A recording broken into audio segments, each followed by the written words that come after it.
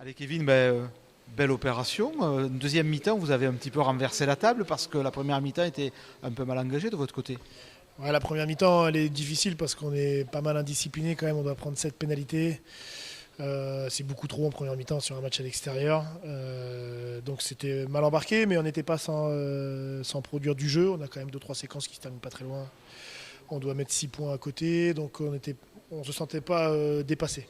Après, c'était un gros chantier parce qu'on est quand même parti très tôt ce matin, à 3h45 de Rennes. Donc il a fallu bien gérer toute la journée, l'échauffement, etc., pour pas que les gars soient flingués, quoi. Mais on avait envie de venir vraiment tenir l'opposition avec Albi. C'est très dur de venir jouer ici, hein, tous les week-ends, vous devez le voir. Les équipes sont en difficulté et on voulait quand même se mesurer, voir ce qu'on pouvait faire suite à Narbonne, et aussi être en capacité de se prouver à nous-mêmes que Narbonne c'était une performance et qu'on était capable de faire des choses. Donc il y a de la satisfaction quand même. Bel état d'esprit parce que les gars, ils auraient pu un petit peu lâcher l'affaire à la mi-temps et rien du tout. Ils ont gardé les mains sur le guidon et ils ont pas lâché le coup, quoi. Oui, oui, ils sont très regroupés autour de l'objectif et de ce qu'ils valent et de ce qu'ils veulent.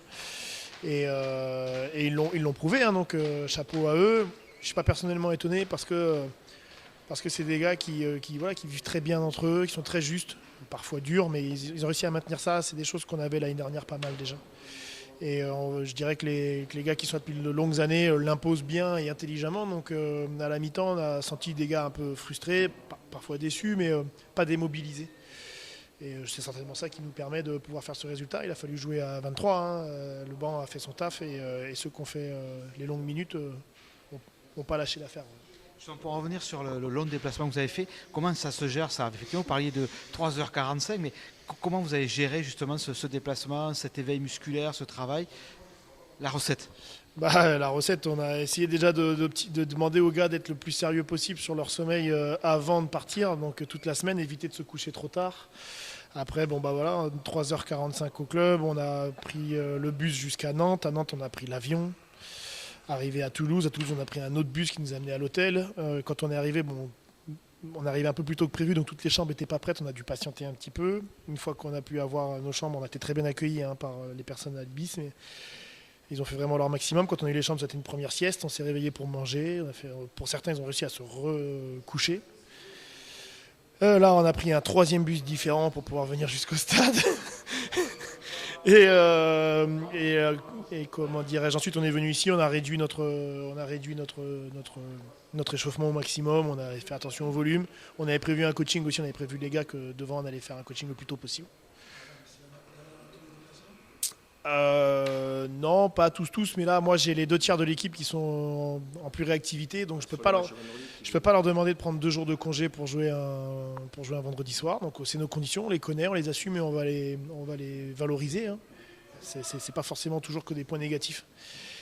Et puis là maintenant on va se changer, profiter de la réception et on va remonter dans un bus pour maintenant faire les 12 heures de... Non, parce que j'en ai eu 3 qui sont descendus la veille avec le bus qui nous ramène là, parce qu'ils avaient certains ont des petits tracas avec les avions, donc on respecte ça. Donc maintenant on est reparti là pour 12 heures de bus retour. Donc voilà, les voyages forment la jeunesse, ça fait très longtemps qu'on voyage, on a fait 16 000 bornes je crois l'année dernière. C'est pas que ça nous effraie, mais on pourrait s'apitoyer sur notre sort. Et en fait, on en est conscient. On l'a voulu d'être là. Quand tu veux jouer à un niveau national, il faut accepter de faire des kilomètres. Et maintenant, à nous de travailler pour rééquilibrer ces petits trucs pas simples. Au final, ça soude pas aussi les gars, ces déplacements un peu, j'allais dire, exotiques, quelque part, ça crée des liens vraiment particuliers, quoi. Ah bah là, ils en créent des liens, hein, de le temps qui passe dans le bus. Donc là, on sait qu'on est parti pour un minima. Sur les 12 heures de bus, on va avoir au moins 8 heures de tarot, 6 heures de coinche en fonction des préférences. On a certains de nos supporters qui sont venus avec les glacières pleines. Donc ouais, j'ai une équipe atypique là-dessus sur le voyage. Je leur dis souvent qu'ils sont même un peu trop parfois pâtés saucissons. Ils se nourrissent de choses simples, mais ça fait partie des choses aussi qui sont positives dans l'équipe parce qu'ils passent pas leur temps sur les tablettes, sur les téléphones. Ça joue beaucoup aux cartes, ça passe beaucoup de temps ensemble, ça partage beaucoup de sujets. Et là, ouais, là, ça va être dur à 4 heures du matin de leur parler, de les entendre, hey, comment est le chien, machin, garde 200, ça va être long, mais c'est qu'ils aiment bien vivre ensemble. Merci et bon retour alors. Merci beaucoup.